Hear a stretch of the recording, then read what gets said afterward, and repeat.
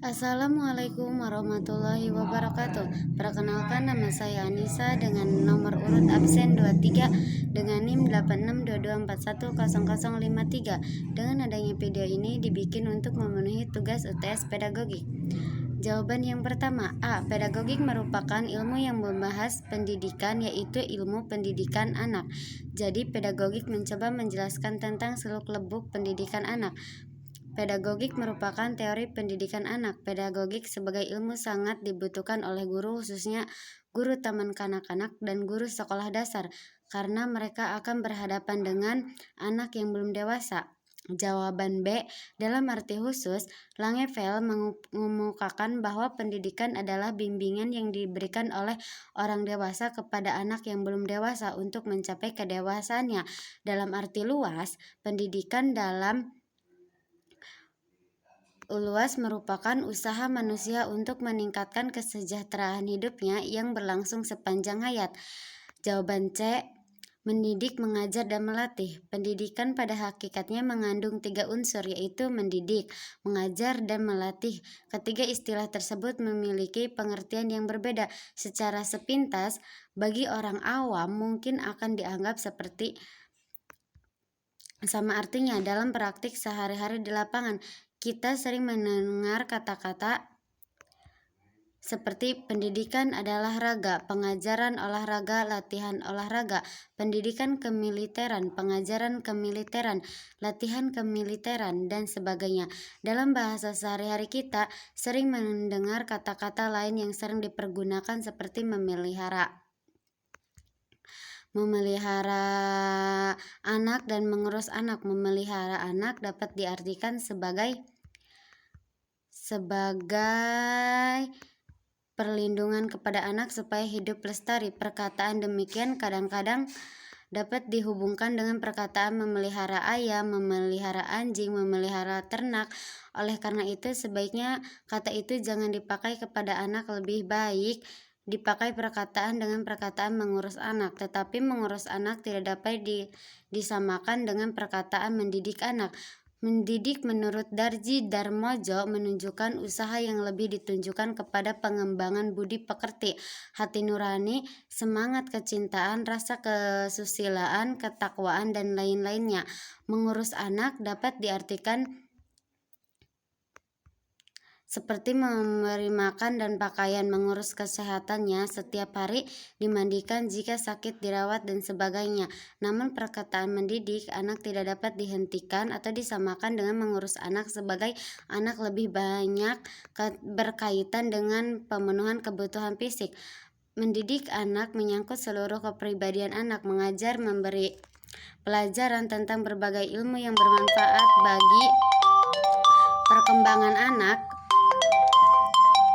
disebut pendidikan intelektual. Intelektual anak adalah kemampuan anak berpikir dalam berbagai di bidang kehidupan. Jelas bahwa pengajaran atau pendidikan intelektual merupakan bagian dari seluruh proses pendidikan, atau pengajaran mempunyai arti lebih sempit dari pendidikan. Lebih sempit lagi, perkataan latihan seperti latihan menggambar, latihan membaca dan menulis, latihan berhitung, latihan naik sepeda, latihan menembak. Latihan ialah usaha untuk memperoleh keterampilan dengan melibatkan sesuatu secara berulang-ulang, sehingga terjadi mekanisme atau pembiasaan. Latihan dapat kita terapkan terhadap hewan, misalnya melatih anjing herder, melatih singa dalam sirkus, atau melatih lumba-lumba supaya dapat menjawab suatu soal hitungan yang seperti 3 kali 4 sama dengan 12.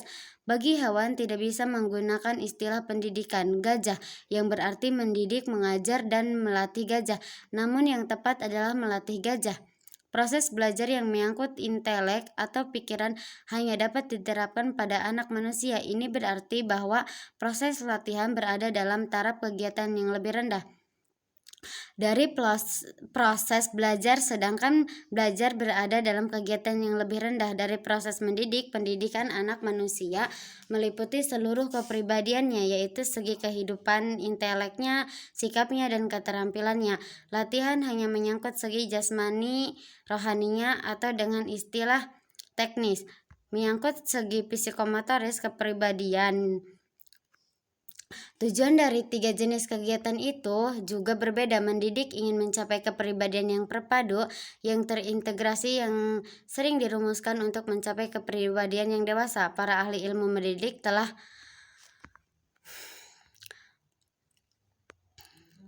bersepakat bahwa tujuan mendidik ialah untuk mencapai kedewasaan. Tetapi apa arti kedewasaan itu, dan lebih umum lagi, apa tujuan pendidikan itu dalam arti yang sebenarnya, memerlukan pembahasan yang khusus dibahas dalam tujuan pendidikan, karena masalahnya tidak semudah seperti kita duga. Tujuan pengajaran yang menganggap kehidupan intelek anak ialah supaya anak kelak sebagai orang dewasa memiliki kemampuan berpikir seperti yang diharapkan dari orang dewasa secara ideal, yaitu diantaranya mampu berpikir abstrak, logis, objektif, kritis, sistematis, analitis, sintesis, integratif, dan inovatif. Apa arti hal-hal ini itu sebenarnya akan dapat kita temukan dalam bab mengenai pendidikan sekolah.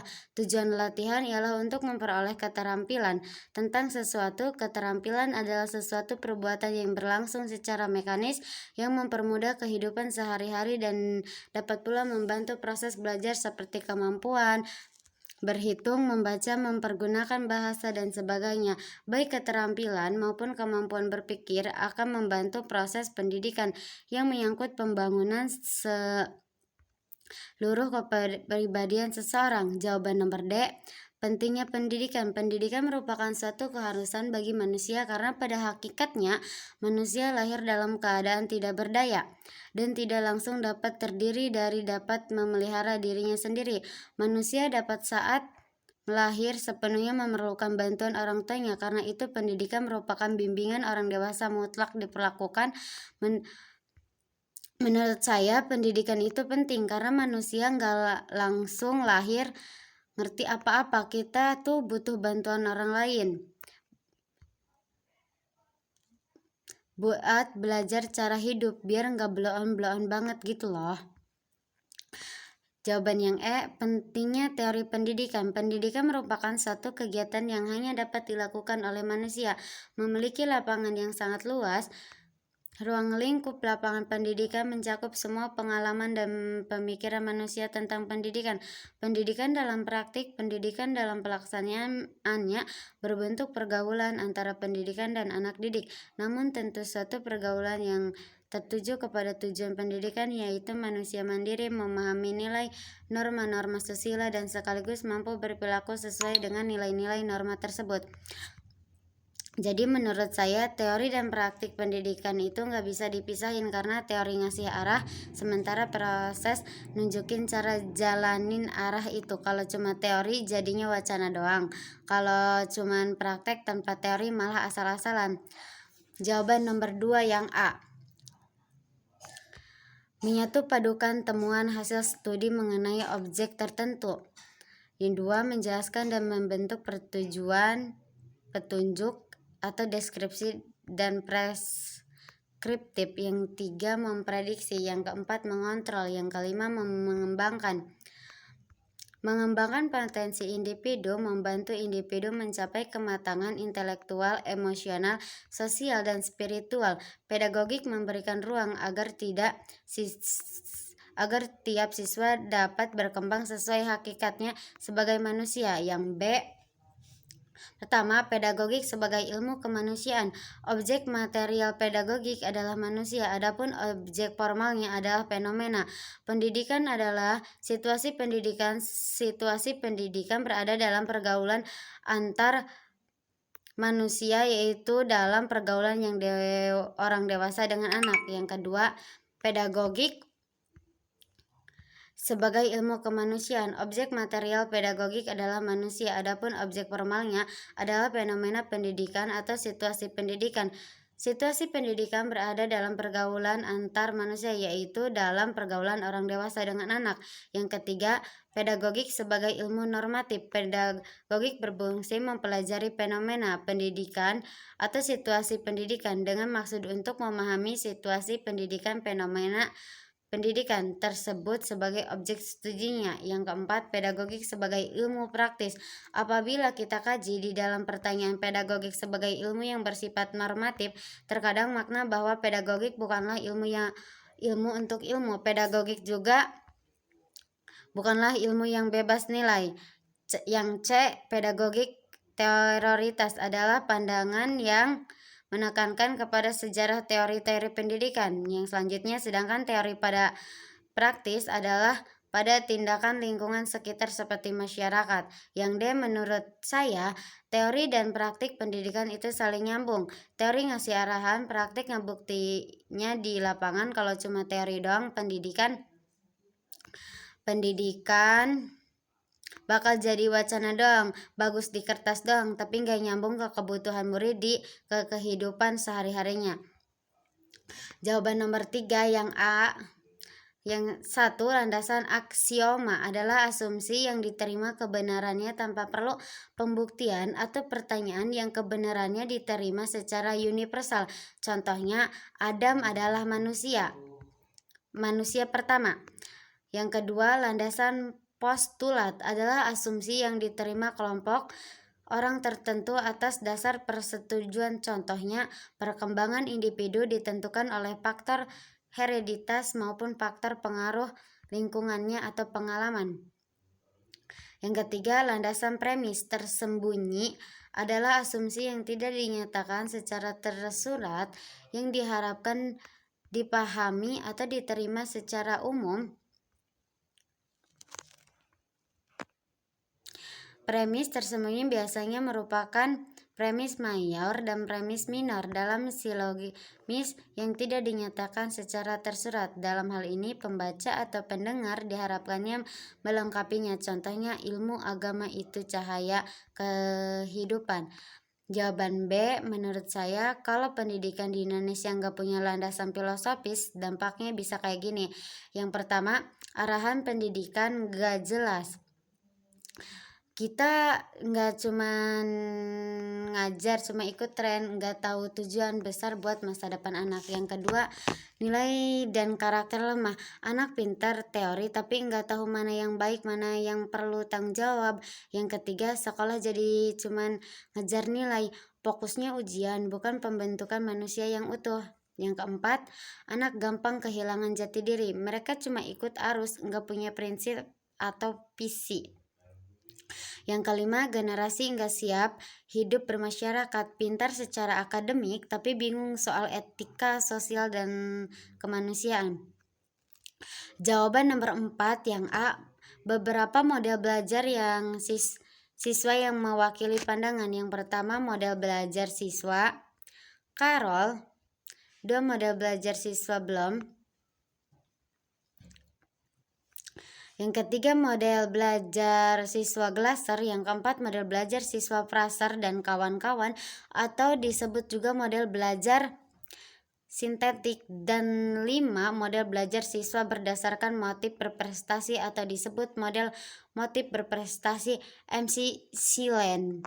Model belajar siswa menurut Carroll 1963, komponen utama belajar siswa adalah waktu. Derajat belajar merupakan fungsi waktu yang dihabiskan dibagi dengan waktu yang direncanakan. Yang kedua, model belajar siswa menurut Bloom 1976 berpindah dari penekanan pada waktu untuk tugas pada sejarah belajar siswa dan apakah pengajaran didekati secara peka dan sistematik. Apa yang dipelajari oleh seseorang di dunia ini, hampir semua orang dapat belajar jika diberi kondisi belajar lebih dulu dan sekarang. Nah, selanjutnya model belajar murid menurut Glasser.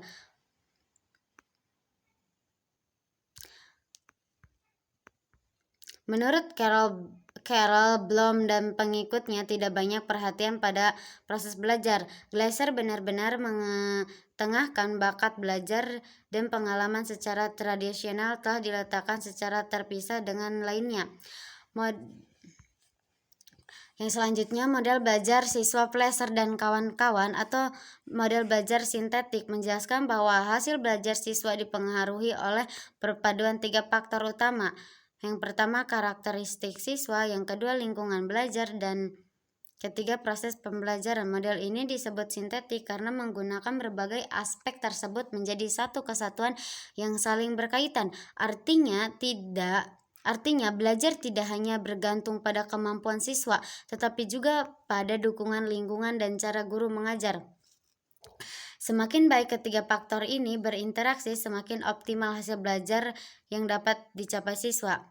Yang selanjutnya, model belajar siswa berdasarkan motif berprestasi menurut McClelland. Itu intinya tentang keinginan seseorang untuk meraih hasil terbaik. Siswa yang punya motif berprestasi tinggi biasanya suka tantangan, nggak takut gagal, dan punya target jelas. Mereka nggak cuma mau cukup, tapi pengen hasil yang bikin diri mereka bangga. Biasanya mereka juga mandiri, nggak nunggu disuruh guru, dan rela usaha lebih buat paham materi. Di sisi lain, siswa dengan motif berprestasi rendah cenderung cepat puas, belajar sekadar biar tugas selesai, atau takut mencoba karena khawatir gagal. Jadi model McClelland ini ngejelasin bahwa dorongan dalam diri siswa punya pengaruh besar ke cara mereka belajar dan berkembang. Jawaban yang B, yang sama, motivasi alat pendidikan dan faktor pendidikan. Biasanya kalau anak punya tujuan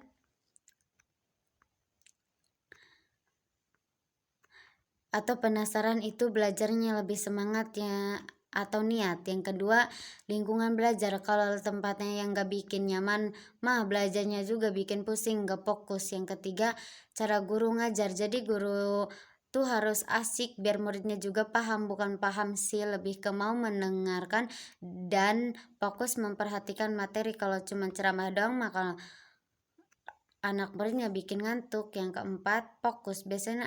Biasanya anak yang diem atau konsentrasi itu yang kayak gitu lebih cepat nangkep materinya. Yang kelima, kondisi fisik. Biasanya kalau misalnya lagi capek atau lapar atau kepanasan, belajar itu kayak nggak fokus deh ya, jadinya susah. Yang keenam, pengalaman awal. Biasanya yang udah pernah ketemu atau tahu materinya biasanya lebih cepat paham, ngerti gitu, jadinya nyambung kalau ditanya juga. Yang ketujuh, teman seperjuangan. Biasanya kalau punya teman yang pintar tuh kita jadi ikut ke bawah-bawah. Kebalikannya juga, kalau kita berteman sama yang agak kurang aktif dan kurang pintar, ke bawah-bawah ke kitanya juga, kayak nakal, nggak aktif, malas belajarnya juga. Jawaban yang nomor 5, yang A, alat pendidikan merupakan suatu tindakan atau perbuatan atau situasi yang dengan sengaja diadakan untuk mencapai suatu tujuan pendidikan, yaitu kedewasaan. Alat pendidikan merupakan suatu situasi yang diciptakan secara khusus dengan maksud mempengaruhi anak didik secara pedagogis atau edukatif. Apabila perbuatan dalam situasi tersebut tidak disengaja untuk mencapai tujuan pendidikan, maka perbuatan tersebut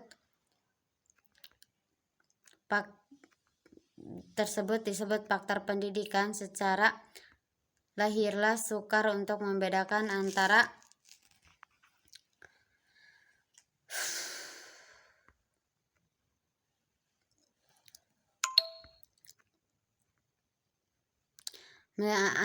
alat pendidikan dengan faktor pendidikan. Kadang-kadang akibat alat maupun faktor pendidikan bisa sama.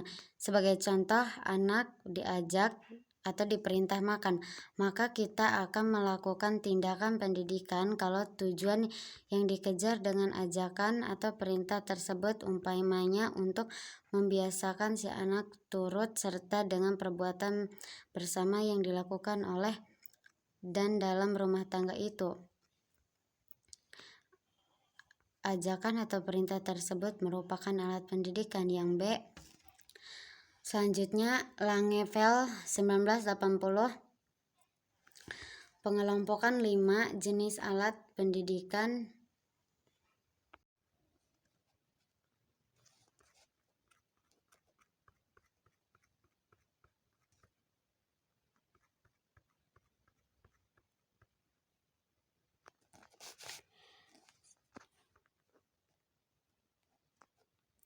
Selanjutnya, Langepel 1980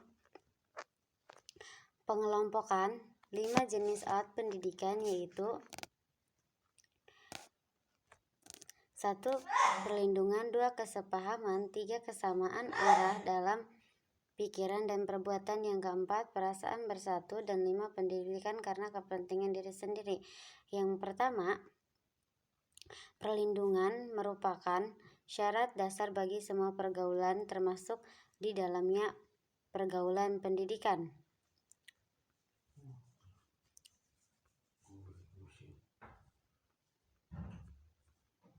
Yang kedua, kesepahaman. Kesepahaman timbul karena orang dewasa, baik disadari maupun tidak disadari, akan menjadi contoh teladan bagi anak didik, dan sebaliknya pula, disadari atau tidak, anak akan mencoba meniru perbuatan pendidik.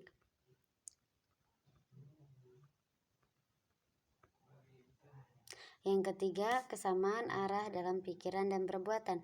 Kesamaan arah dalam pikiran dan perbuatan dapat berupa pembaruan dari pendidikan dan penyesuaian dari anak didik. Yang keempat, perasaan bersatu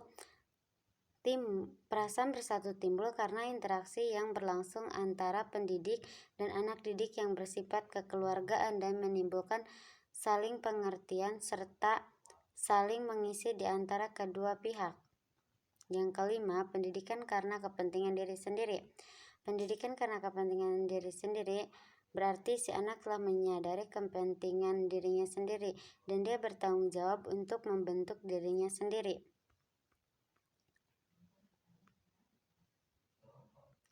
Jawaban yang C, ada 5 manfaat alat pendidikan. Yang pertama,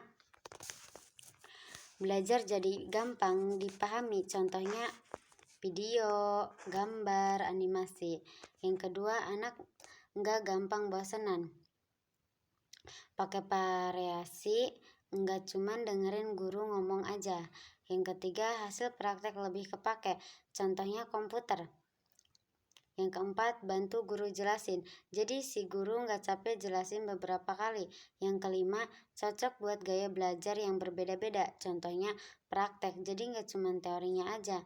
Yang selanjutnya, 5 poin kalau nggak ada alat pendidikan. Yang pertama, belajar monoton. Kalau gurunya cuma ngomong aja kayak ceramah, ini tuh bikin ngantuk. Yang kedua, susah paham hal abstrak.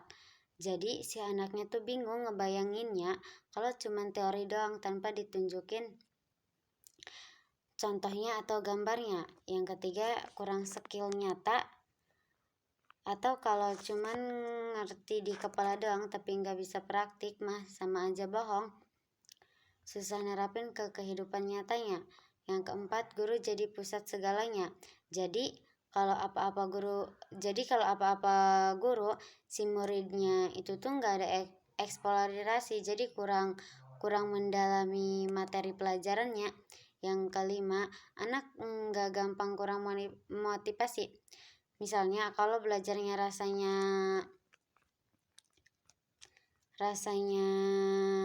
nggak sesuai sama kehidupan nyata, jadi belajarnya tuh bikin males gitu tuh.